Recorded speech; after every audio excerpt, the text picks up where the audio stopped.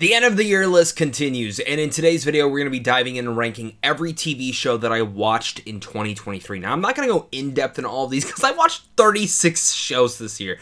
That's just an insane amount, and probably the most that I've ever watched in one year, but I'm very happy to be doing this list, and I'm excited to be because I promised myself last year that I would watch more TV, and I instantly watched at least 15 more shows, so this is going to be a fun list, guys. Make sure to leave your thoughts down below, hit that like and subscribe button, as well as let me know what your favorite TV shows are. But without further ado, make sure to leave your thoughts down below, hit that like and subscribe button because we still have a couple more end of the year lists coming up soon, and of course, let's get into this. Coming out at my number 36 is Secret Invasion. Now, this, if you go and watch my first review ever for this show, I was over the moon excited for this. I loved the first two episodes. It was, at one point in time, one of my favorite shows for this year, and man, talk about a stinker.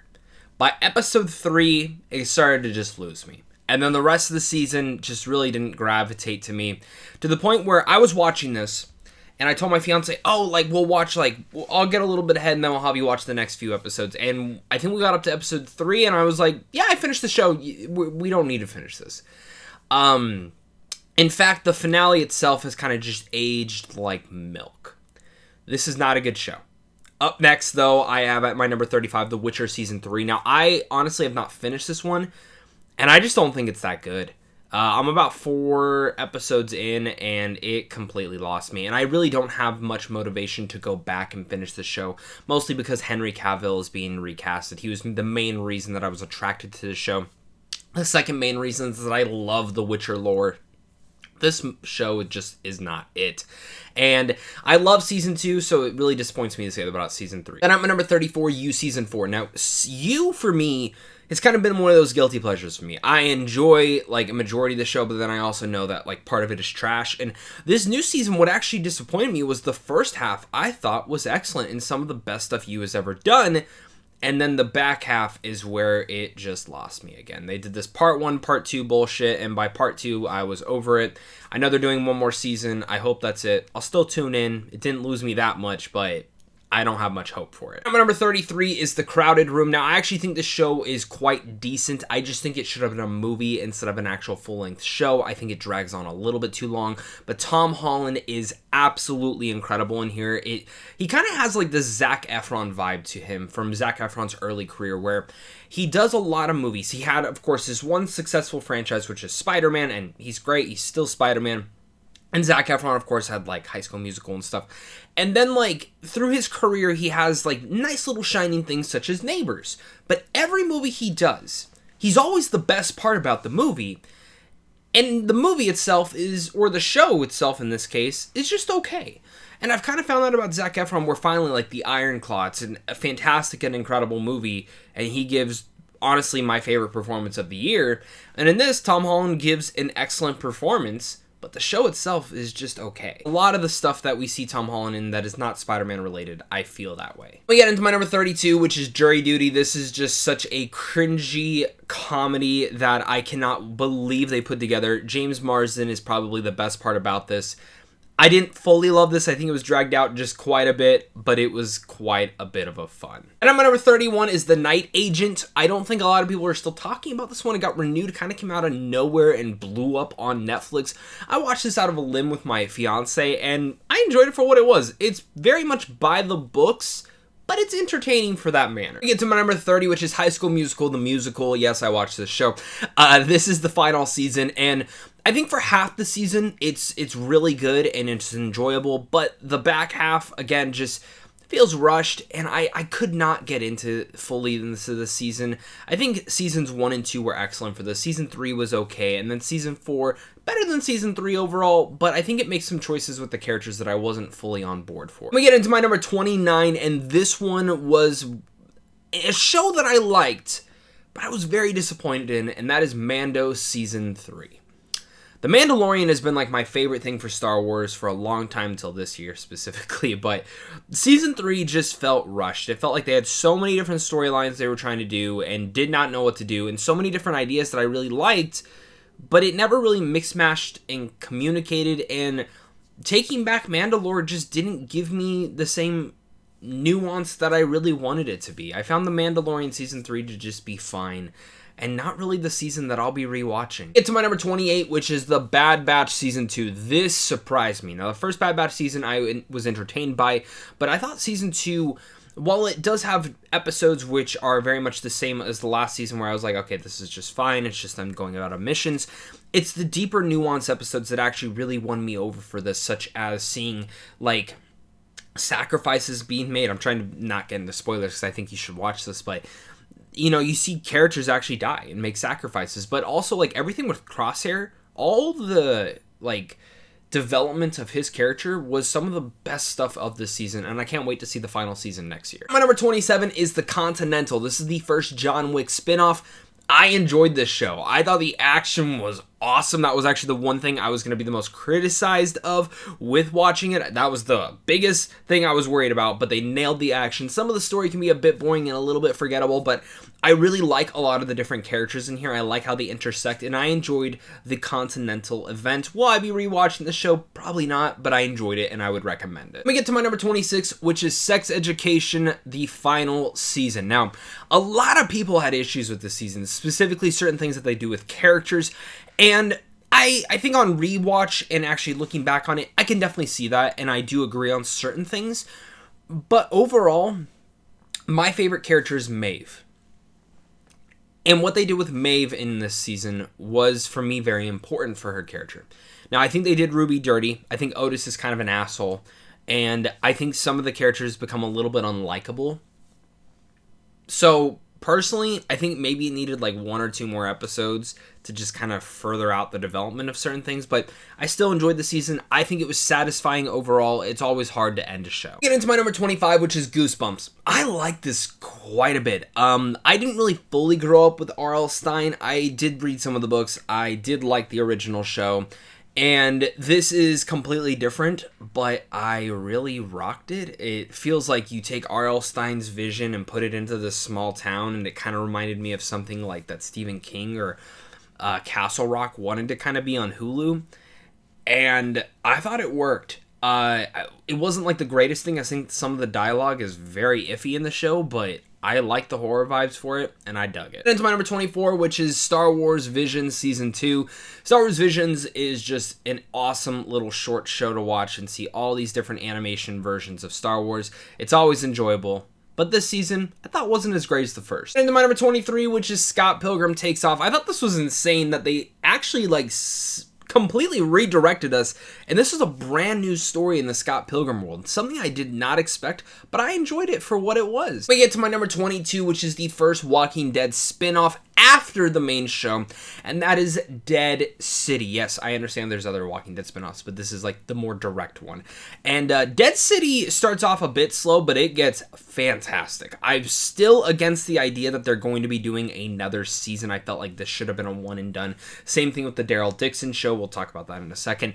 But Dead City I thought was fantastic, and I actually enjoyed it. Still think it should have been one season, and I think there's still stuff to explore in this world since it takes place so many years after the finale of The Walking Dead, but that's just my idea. At my number 21 now, it is Daryl Dixon. Daryl Dixon was a show that I did not think they needed to do, and it actually really surprised me. I got the entire season and binge watched it in one day. I was so into it. Is it the greatest thing for Walking Dead? No, but I still think it's solid.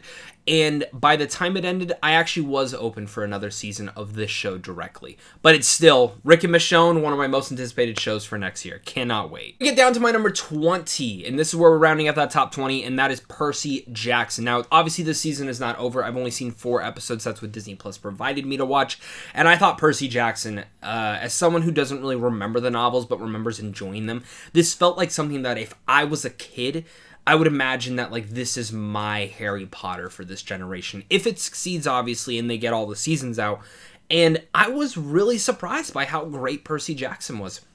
I thought it would be enjoyable, but the fact that, like, a 26-year-old guy can still enjoy it and kind of get whisked back away and have that nostalgia, is quite awesome. I think Walker Scobell is great. I think the rest of the cast is great. I'm really excited to see the rest of this show. Get into my number 19, which is Shrinking. This is an Apple TV show starring Harrison Ford and Jason Segel, and this very much feels like how Ted Lasso had originally started out. It's kind of one of the reasons that I binged through Shrinking. Enjoyable, it's entertaining, you'll laugh, you'll smile, it has fantastic performances. I like the twists and turns on what it actually talks about within grieving, and how grieving can really affect our lives and change our lives for maybe the better and sometimes the worst. I also like how every character has an issue to deal with, and I like how they're all shrinks, but in a way they also all need to be shrink together.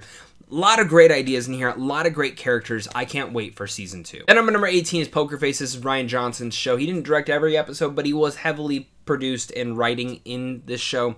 And Pokerface is a show about a girl who knows and can instantly tell when anyone is lying. And while I wish the story, the meat of the story that it sets up in the first episode was kind of like the streamlined thing, sometimes it interacts to it, sometimes it doesn't, and then by the end of the entire season it kind of goes back to it. I wish it was more connected personally, but I can't deny it was actually really cool to see like a guest star show up in episode 3 or 4 or 5 and kind of just go about that nature. And every single episode, it was always like a new mystery. This kind of feels like something that would play out on an NBC or an FX, and you don't really get shows like this anymore, at least on streaming per se. And I was utterly in love with Pokerface. I think Natasha is incredible in this.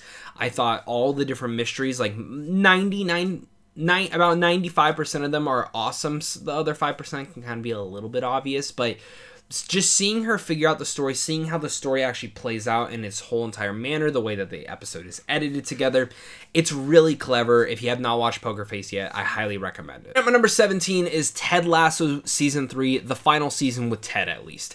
And I think, one, it's a little too long. I think a lot of the character choices they make, I really wasn't a fan of. But I know and I feel that they will be doing a spin-off that follows everyone else at Richmond except Ted. Not sure when that will happen, but all I know is that if it does happen, that negates kind of that issue. But the reason I come to this show is because of Ted. I become here because of Ted, and of course I become here because of Rebecca. They're two of my favorite characters, and I find everyone else is very enjoyable, and I really like the Nate storyline. I think they ended up doing a fantastic job with that.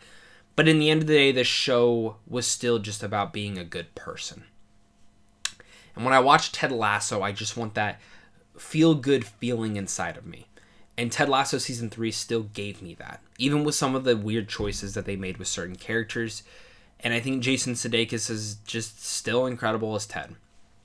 By the way this show ends, with where Ted is at, I felt satisfied and I felt happy. It's not going to be the perfect show and the perfect ending for everyone, but I still very much enjoyed it. We get into my number 16, which is Monarch. Monarch is freaking badass. I love the way that they develop the monsters in this, but the thing that I really developed is that in this entire monsterverse that they've really created, I've hated any of the human characters. I've never been interacting with any of them, and they weirdly enough create an actual deeply human story here for us to follow through. And what this reminded me of was a show called The Leftovers. Now, I don't think it's as good as The Leftovers. The Leftovers is one of the best shows I've ever watched. But Monarch kind of takes the idea of what if this catastrophic event happened with all these monsters. And now us as humans have to live through that, have to move on. The Leftovers is kind of the same way. What if a bunch of the population just disappeared in the thin air? How do you move on past that? It's a very, again, two different ideas, but two different post-apocalyptic kind of scenarios and people trying to move past them. And I really love those genuine ideas and what Monarch starts to do with conspiracies and everything like that. And the way that the entire season ended, I thought was actually quite satisfying. I actually hope the writers of Monarch end up eventually doing MonsterVerse movies. I think that would be the best thing for them to do. And my number 15 is What If Season 2, a better season than Season 1, because honestly, only 2 episodes were a little bit lackluster this season, where in the first season there was quite a few. And What If Season 2, I was a fan of. I have a full review of this where I go into in depth of each episode. No spoilers, of course, because I know not every episode is out yet as of this recording. But the thing that I loved about this is that they actually took a mix of taking different mixes of movies, like Captain America: The First Avenger, Captain America: Winter Soldier, Black Widow, mixing it all into one movie. That's cool. And then taking these what if scenarios and playing around with that, or actually playing just with the ideas, such as what if Hela found the 10 rings? These are ideas and concepts very excited to see executed in here. And even Kiora, I always mispronounce it, but this whole Native American episode is actually one of the best episodes of the entire season. And I've kind of gone back and forth. That's my favorite one. I love the way that it touches on the culture, but also the what if scenario is fascinating right then and there. And it was just such a badass episode. The animation is top tier. I really liked What If Season 2, and I was kind of surprised by that because I was not looking forward to it. We get into my number 14, which I was actually expecting this to be in my top 10, and it ended up not being that, and that's Barry Season 4. This is the final season of Barry, and first off, I think my biggest thing with this is this season either needed more episodes, longer run times, or another season. It felt like they had two fantastic ideas in here and they did it all into one season. So it feels a tad bit rushed. But I cannot deny that I think the ending of Barry is, again, when you look at the entire show of this, it is a dark comedy. And Barry Season 4's ending is very hilarious to me, but it's also very dark because of what it's actually producing out. So I think Barry is an excellent show. I think it's one of the best shows that HBO's had. I think Bill Hader did a fantastic job in here, specifically in the directing. Like, a lot of the episodes in Barry are directed in such a horrific manner, but at the same time can deadpan give you some of the best comedy. I love this final season. I just wish it was longer or had another season to really further out certain concepts and ideas. And at my number 13 is Righteous Gemstone Season 3. This is the best Danny McBride show yet, and I have been a fan of every single show that this guy has made at HBO, but there's something about this. The cast of characters, John Goodman, Danny McBride, the rest of the cast, all of them just add to this such intriguing layer. And while I don't review this show, it's kind of just one of those shows that I never watch week to week, but the second the final episode comes out, I binge it all in one day. I've done it for every single season, and it's been such a glorious celebration of this. And the ending of the season was quite interesting, specifically with all the locusts, so I'm interested to see how a season 4 plays out. All I know, if you haven't watched Righteous Gemstones yet, you should. At my number 12, now this, just as a point of reference, if the rest of the season would have come out this year, this would probably be in my top 10, maybe top 5. And that is Invincible Season 2 / the Adam Eve TV special, because I'm going to include them all together. First season of Invincible was one of my favorite shows of that year, to the point where I bought every comic and read it in a month. I was so obsessed with Invincible, and it's been a long wait for Season 2, and we got that surprise Adam Eve special earlier this year after San Diego Comic-Con. I thought that was excellent. I was very surprised, made me love that character more. But the first 4 episodes of the season was kind of a great epilogue and a great parallel to show grieving and how everyone is kind of dealing with the whole Nolan situation. And the way that the final episode plays out in part 1 is just glorious. It's one of my favorite moments in the entire comic book series, but I'm very excited now to see what direction they now take with the rest of the season, because if it's going in the direction that I'm thinking with the multiverse stuff, I think it's going to be a fascinating ending, and they still continue to do the one thing that I love from the comics, is that they take the same stuff, sometimes move stuff forward, sometimes move stuff backwards, but make it better. Make the characters better, make all the choices better, and it's very fascinating to see what they're able to do in Invincible, so I cannot wait for the rest of the season. Then at my number 11 is Loki Season 2, also the final season, as they have said. Now, Loki Season 2, if you watched my first review for this, I wasn't huge on it, which is saying a lot because Loki Season 1 is one of my favorite shows on the MCU and just on Disney+. Why Loki Season 2 is up here is because I had issues with the first 2 episodes to the third. Then you got to the 4th one, I was like, okay, now it's kind of winning me over. Episode 5 I thought was excellent. And the finale of this entire show is one of my favorite finales of TV this year, and probably in the last few years. I'm trying not to get emotional, but what they do with Loki's character actually made me subvert and look back at episodes 1, 2, and 3, even though I still think they're a little bit messy, but in context and in story, it makes me look back at those and go, wow, that actually makes sense with the time slipping, because that was one of my biggest issues, is that they kind of just got rid of it for most of the season, but it makes sense why they did. This is a fantastic show that, if you are a Marvel MCU fan and have followed Loki's storyline, it's hard to deny that Loki is not one of the best characters ever written in the show. And I say it is because I'm one of the people, and don't kill me when I say this, I've never been the biggest fan of Loki. Hiddleston is great in the role, but Loki, the show, is actually the show I wasn't excited for because I was like, he's dead. You shouldn't bring him back. Okay, we're bringing him back that way. Okay, cool. Let's see how this works. And the way that it kind of intersects and moves and wins in the first season, I loved it. But season 2 decided to take a slower approach and deep dive a little bit more into him as a character.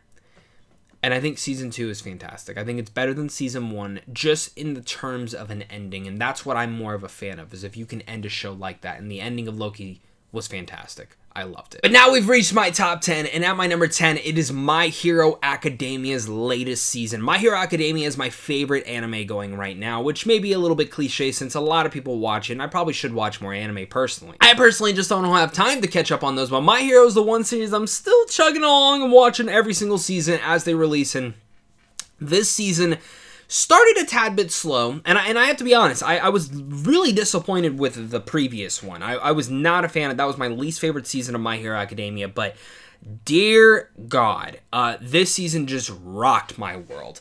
For my anime fans and friends out there, everything they did with Deku in here, and specifically like the whole like kind of how he's like the vigilante, I loved it for his character, and I love how all the other heroes are kind of going a part of it, and the way that the season ends makes me very excited to see what they're going to be able to do in the next season. I'm not huge into the manga, so I don't know anything going on, and that's what's really exciting to me, so I loved My Hero Academia. Number 9 is another surprise for me. I expected this to be actually a lot lower on my list when it was first announced, but it turned out to be one of the best parts about this world, and that's Generation V, or Gen V.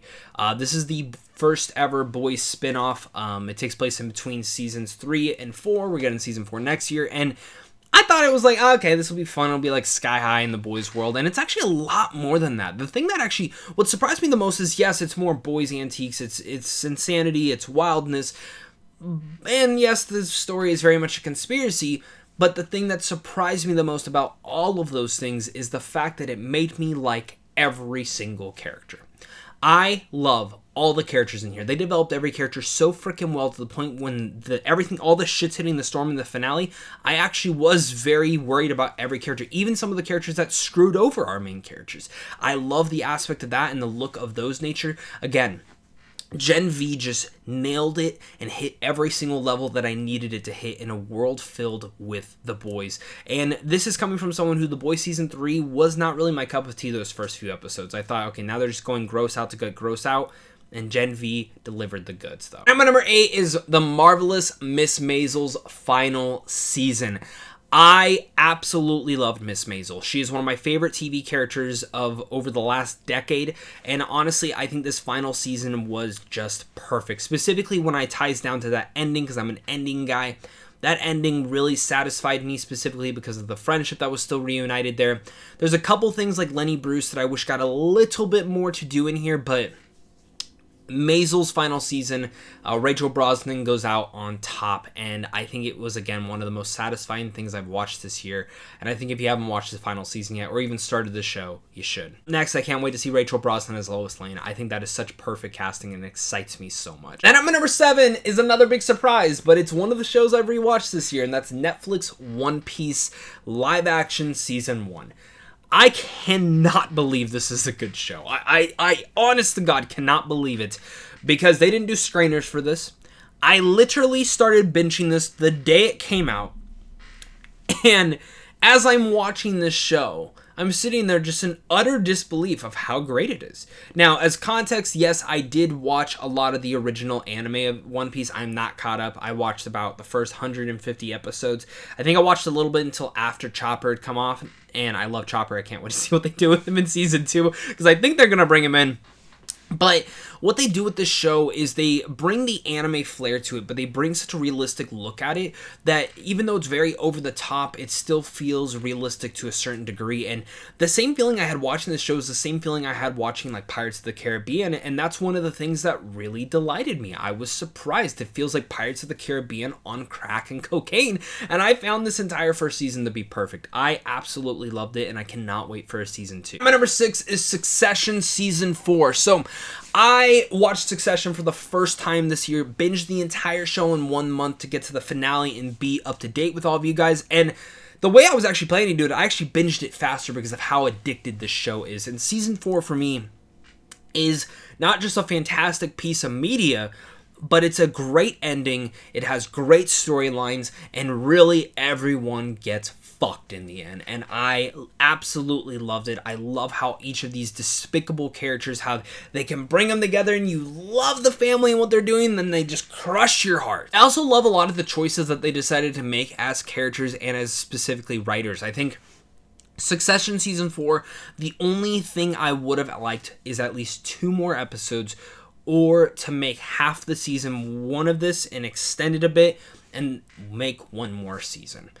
I know it's probably tough. I know that's me being selfish and wanting to be spoiled more with Succession, but it did end in a perfect way, and maybe not the way that everyone wanted, but I loved it. My number 5, I almost put this higher, but I need to see if we get a season 2. I think we will. But my number 5 is Ahsoka. This is like, just as a point of reference, I know a lot of people didn't fully love this show, but I am a diehard Star Wars Rebels fan, and I love Star Wars The Clone Wars, and Ahsoka is my favorite Star Wars character. So, like, out of everything on this list, this and one other thing I'm heavily biased towards, and Ahsoka, for me, almost was my favorite show of the entire year. There's some other things that I moved up above it just for other sakes, but Ahsoka is something that I was very worried about, and it ended up not being cameo porn. It ended up being, cameo here and there, but they all felt for the meat of the story, specifically the entire Anakin thing. I think what Rosario Dawson does as the character of Ahsoka brings her into that next level, that next light of her journey as a Jedi Master.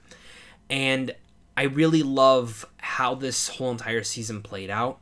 My one thing is I wish the season was a little bit longer. Again, I know it's TV and there's certain storylines that were left up, but I think a majority of the story needed to be told in here, specifically everything with Ray Stevenson, who was absolutely phenomenal, and he'll be missed in the next season if they do one.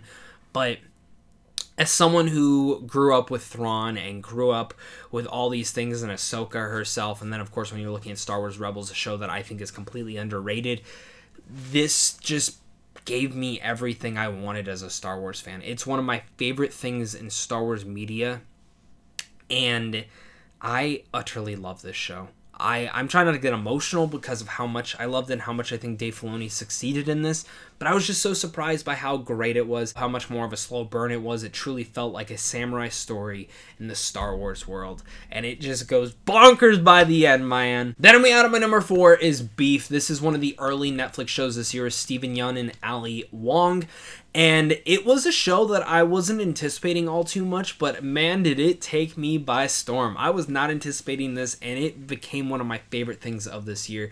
And every episode got better than the last, and pertaining to the second to last episode, which I think is the best of the entire season. And then when it hit the finale, I didn't know how to react to the finale.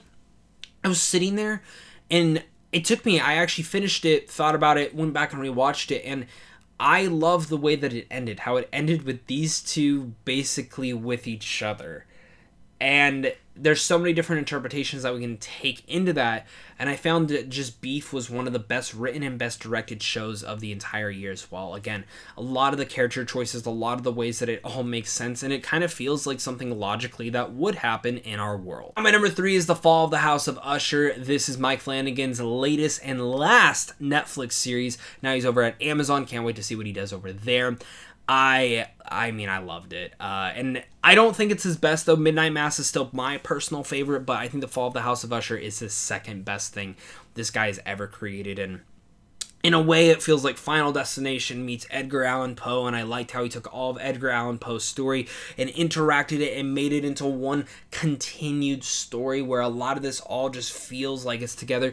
It's gruesome, it's scary, but it also is an eat the rich story, and I love how in the same year where we had Succession Season 4, we also have a Succession type vibe in here as well with the family and what is going on with them and the despicable natures of each and every one of them. And I like how each episode focused on one of the kids This is just, again, Mike Flanagan, a master of horror at his best, and I love The Fall of the House of Usher. And my number 2 is The Bear Season 2, which features some of the best episodes and some of the best writing of the entire year. I absolutely loved all the acting in here, and specifically, I was surprised because we get that Christmas dinner episode with all the cameos, and I was like, oh my god, this is the best episode.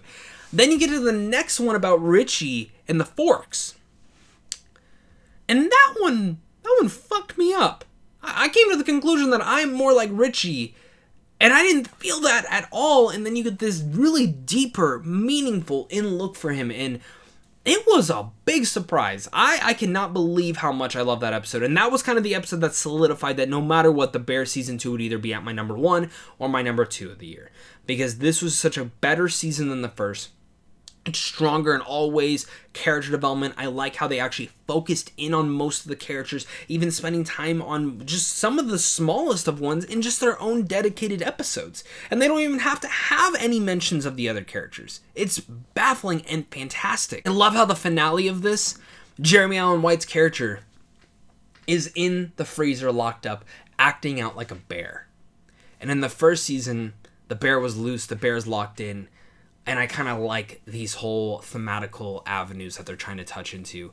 I just think this show is so clever. And if you still have not watched this show, what are you doing? My number 1 of the year has remained the same. It's the first show I watched this entire year.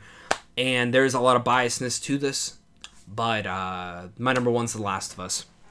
There's no denying that any other show this year made me weep like a little bitch more than The Last of Us did.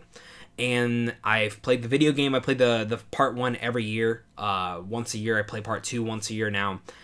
This entire story for me is so much. And Joel and Ellie are 2 of my favorite characters in any medium of entertainment.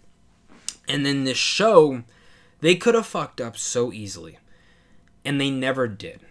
And what I loved about the show is that I have the game to go to. And I have the game to have that storyline. But what I have in the show is more meaningful character development for everyone. For instance, the Bill and Frank episode. I think that is one of the biggest detours from the entire game, and so many people were pissed off about it, but I think that's one of the best episodes of television in forever. And then it just goes on and on. All these little choices that they make, all these new scenes that they add, that tie into other scenes that we've seen in The Last of Us, such as the one of Joel and Ellie sitting on that bar, and her asking about the scar, and him basically telling her, she goes, well, time heals all wounds. And he said it wasn't time. And he looks at her. And Pedro's performance there, and Bella Ramsey's performance there, is so fucking good. I'm trying not to cry. I'm trying to swallow up those emotions. But The Last of Us just gave you emotions like that. And it brought the horror. It gave you the clickers. Like the whole clicker action when you're in I think it's Kansas City. I can't remember. I think it's Pittsburgh in the game. But you're dealing with this entire militia group, and the way they build up that, and then the kid turning into a clicker too, and breaking Ellie's heart. Oh my god, the first season broke my heart. Season 2 is gonna absolutely fuck me again, just like part 2 of the game did. None of you guys are ready. If you don't know what's happening, do not look it up. It'll be worth the surprise. But The Last of Us Season 1 was phenomenal. It was a 10 out of 10. It's the best show I watched this year. Part of that could be biasness, sure, but it's the show that got me the most emotional throughout this entire year, and I was not expecting that. I was expecting to like the show, but it blew my expectations out of the water. That's my ranking of every TV show I watched this year. Thank you so much again, guys, for watching this. Make sure to hit that like and subscribe button for more. Leave your thoughts down below. Again, we have a couple more end of the year lists. We have my most anticipated movies for next year. We also have a biggest surprises, biggest hidden gems, and biggest disappointments for this year. I saw Sean Chandler did a mix of that video, and I was going to do something else, and I was like, wait, that's a great idea. So shout out to Sean. Thank you so much again, guys, for everyone for watching, and of course, until next time, stay classy.